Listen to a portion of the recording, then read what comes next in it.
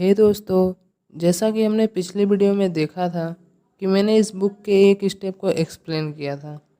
वह स्टेप था डिज़ायर। हमने इस स्टेप के कुल 6 पॉइंट्स को एक्सप्लेन किया था। वह 6 पॉइंट्स थे। Point number 1, fix the exact amount of money. Point number 2, what you will do to earn it. Point number 3, decide the exact date. Point number 4, make a better plan. Point number 5, write down everything. Point number 6, read it daily.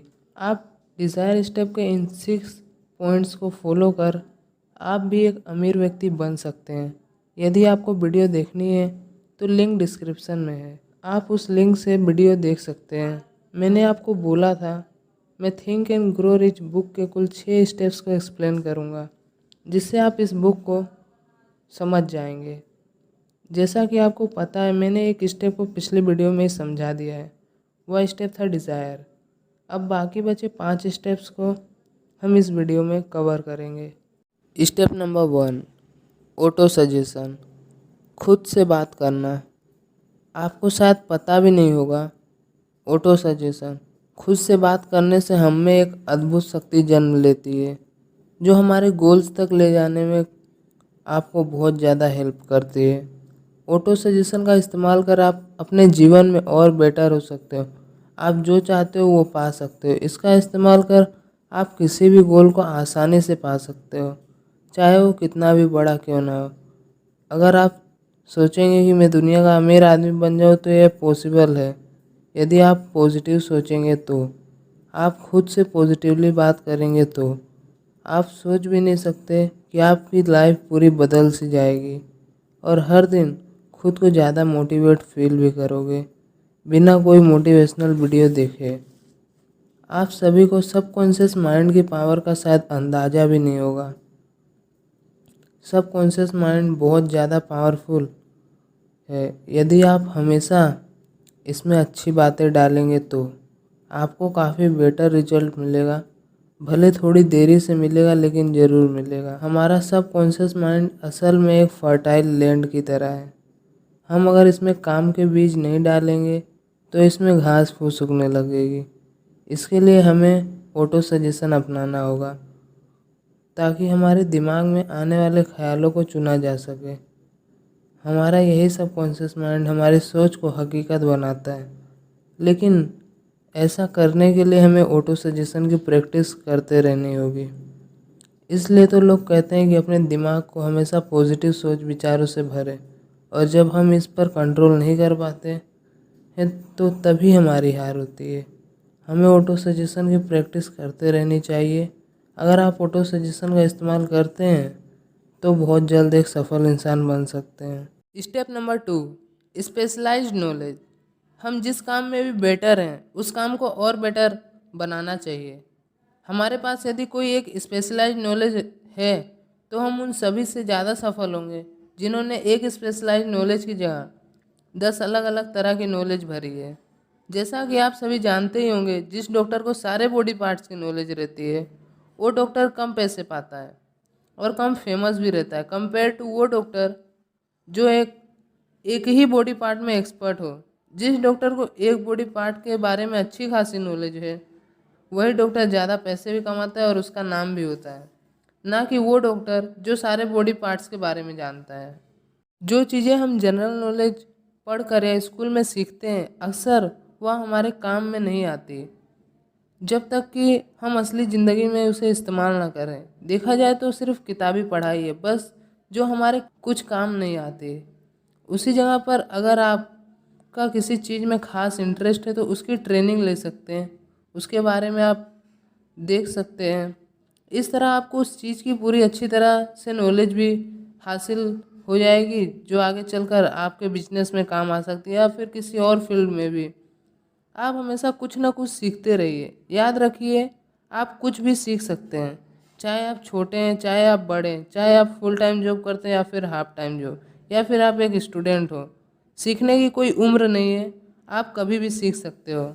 यदि आप में कोई specialise knowledge है तो वह बहुत अच्छी बात है।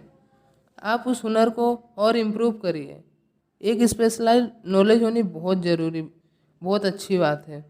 याद रखें कि जो इंसान स्कूली पढ़ाई को ही सब कुछ मानकर सीखना बंद कर देता है, वो हमेशा मामूली इंसान ही बनकर रहेगा। वो भले ही एक मुकाम हासिल कर ले, मगर सक्सेस तभी हासिल होती है जब आप ज़िंदगी में कुछ ना कुछ सीखते ही रहते हैं। आप कुछ भी सीख सकते हैं। जैसा कि आप सभी को पता है, आज डिजिटल मार्केटिंग कितनी तेज़ी से आगे की ओर बढ़ रही है। आप डिजिटल मार्केटिंग सीख लीजिए, या फिर स्टॉक मार्केट में पैसे कैसे इन्वेस्ट करें ये सीख लीजिए। आज फाइनेंशियल इंडिपेंडेंट बनना कितना मुश्किल हो चुका है, इसलिए अपने पैसों को कहाँ और कैसे इन्वेस्ट करें ये सीख लीजिए। आप real estate, mutual fund, gold ये सब में कैसे इन्वेस्ट करें ये सीख सकते हैं। आप सिर्फ स्कूली पढ़ाई को ही सब कुछ मानकर मत बैठिए, आप कुछ भी सीख लीजिए। क्या पता आपको कहीं पर प्लेसमेंट नहीं मिली तो आपके पास कम से कम कुछ तो स्किल्स रहेगी जिससे आप पैसे कमा सकते हैं। इसलिए आप खाली मत बैठिए, कुछ ना कुछ सीख लीजिए। Step number 3, imagination. इमेजिनेशन मतलब कल्पना करना। इमेजिनेशन से ही आज हम यहाँ तक पहुँचे हैं। इमेजिनेशन से ही आज हमारे पास इतनी बड़ी बड़ी टेक्नोलॉजीज़ हैं। इमेजिनेशन से ही आज आपके पास ये फ़ोन है और इस फ़ोन में आप मेरी वीडियो देख पा रहे हैं। इमेजिनेशन एक ऐसी सुपर पावर है जिससे हम कुछ भी कर सकते हैं। आप कोई भी वर्क स्टार्ट करते हैं तो पहले आप इमेजिन करते होंगे, ये कैसे होगा, वैसा होता तो ज़्यादा बेटर रहता इत्यादि। आप सोचते हैं, इमेजिन करते हैं। आज इस दुनिया में जितनी भी टेक्नोलॉजीज आई हैं, लोगों के द्वारा पहले इमेजिन किया गया है, फिर उस पर काम करके उसे इस दुनिया में लाया गया है।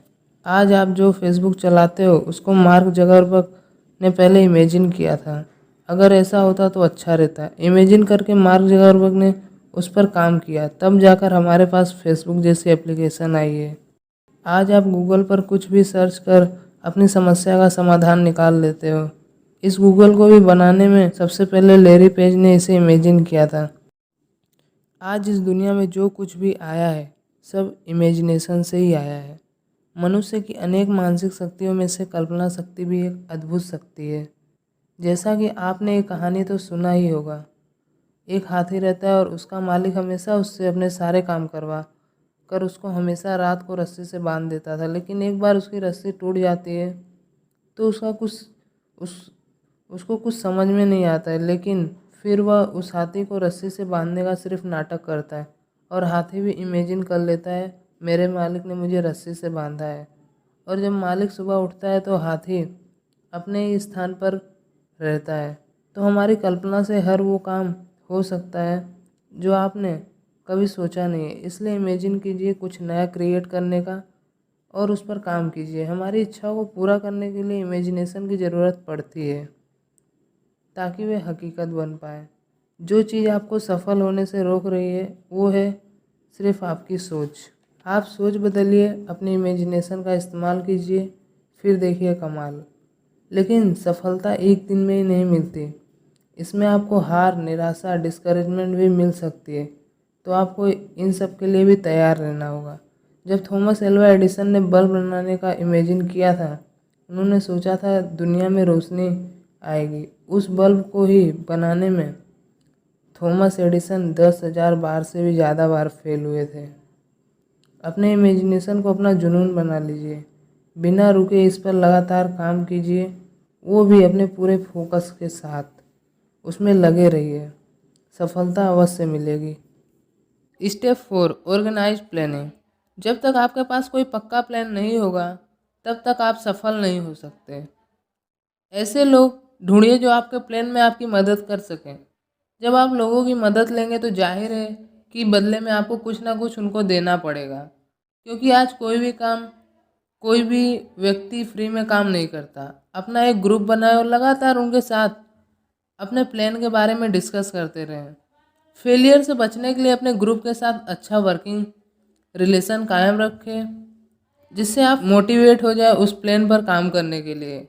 आपको हर तरह के लोगों की ज़रूरत पड़ेगी, क्योंकि एक इंसान में हर चीज़ की नॉलेज, एक्सपीरियंस या एबिलिटी नहीं होती। सक्सेस पाने के लिए औरों के सहयोग और परफेक्ट हार्मोनी की ज़रूरत पड़ेगी। और इस बात का ध्यान रखें कि प्लान पर काम करने से पहले अपने ग्रुप के सभी मेंबर्स की राय ली जाए। अगर आपका प्लान फेल हो जाता है तो दूसरे प्लान पर काम करें, और वो वाला भी फेल हो जाता है तो हार नहीं माननी है। तब तक नए प्लान बनाते रहें जब तक कोई पक्का प्लान नहीं हाथ लगता। याद कीजिए कि किस तरह थॉमस एडिसन 10,000 बार कोशिश की थी, तब जाकर वो बल्ब बनाने कामयाब हुए थे। जो हार मानता है वो कभी नहीं जीतता, और जो जीतता है वो कभी हार नहीं मानता। जो हार मान लेते हैं उनमें जुनून की कमी होती है, लेकिन हारने के बाद भी नए प्लान बनाने वाले ही आखिर में विनर बनते हैं। फेल होने का मतलब है कुछ कमी है आपके प्लान में, उसमें बदलाव कीजिए। अगर थॉमस एडिसन ने हार मान ली होती तो आज दुनिया में उसका नाम शायद ही कोई जानता हो। जब आप फेल होते हैं उसकी वजह ढूंढिए। इससे बेहतर आप क्या कर सकते हैं, एक फुल प्रूफ प्लान बनाकर उस पर फिर से अपनी पूरी ताकत के साथ काम कीजिए। Step 5, decision. अगर आज हम कोई डिसीजन लेते हैं तो उसका रिजल्ट हमें कल देखने को मिलता है।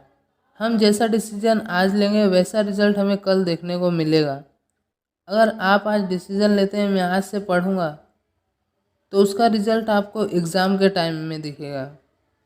अगर आज आप डिसीज़न लेते हैं मैं आज से अपने ऊपर वर्क करूंगा, तो वो डिसीज़न आपको कुछ सालों बाद दिखेगा और वो काफ़ी अच्छा रिजल्ट भी देगा।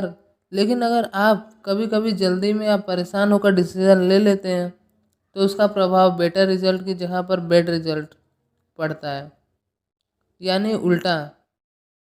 और बाद में गलत निर्णय लेने के कारण पछताने के अलावा कुछ नहीं बचता। हमारे दिमाग में शांति नहीं रहती। अगर हम उस समय निर्णय लेते हैं तो वो निर्णय हमारा नाश करता है। इसलिए जब हमारा मन शांत हो, हमारा दिमाग शांत हो, तब हमें निर्णय लेना चाहिए और उस लिए निर्णय पर काम करना चाहिए ताकि आप भी सफलता पा सकें। तो मैंने इस बुक से आपको टोटल 5 स्टेप्स बताए। इस बुक का नाम है थिंक एंड ग्रो रिच, जो नेपोलियन हिल द्वारा लिखी गई है। जो 5 स्टेप्स मैंने आपको इस वीडियो में बताए। Step number 1, auto suggestion. खुद से बात करके पॉजिटिव थॉट्स को अपने जीवन में लाकर आप भी एक सक्सेसफुल इंसान बन सकते हैं। Step number 2, specialize knowledge. 10 knowledge लेकर काम ना करें, बल्कि उसी की जगह पर एक ही नॉलेज पर काम कीजिए, उसे और बेटर बनाइए ताकि आप भी एक क्विक सक्सेस पा सकें। Step number 3, imagination. आप कुछ भी इमेजिन करके उस पर काम करना स्टार्ट कीजिए। Step number 4, organize planning. एक पक्का प्लान तैयार करिए जिससे आपको कोई भी कन्फ्यूज़न ना रहे और आपकी टीम को भी कोई कन्फ्यूज़न ना हो। Step number 5, decision. सोच समझ कर डिसीजन लीजिए, क्योंकि आपने जैसा भी डिसीजन आज लिया है वो फ्यूचर में आपको रिजल्ट देगा। इसलिए शांत दिमाग से डिसीजन लें। अगर आपको ये वीडियो पसंद आई होगी तो लाइक के बटन पर क्लिक करिए। ऐसी ही वीडियो देखना चाहते हैं तो हमारे चैनल को ज़रूर सब्सक्राइब करिए।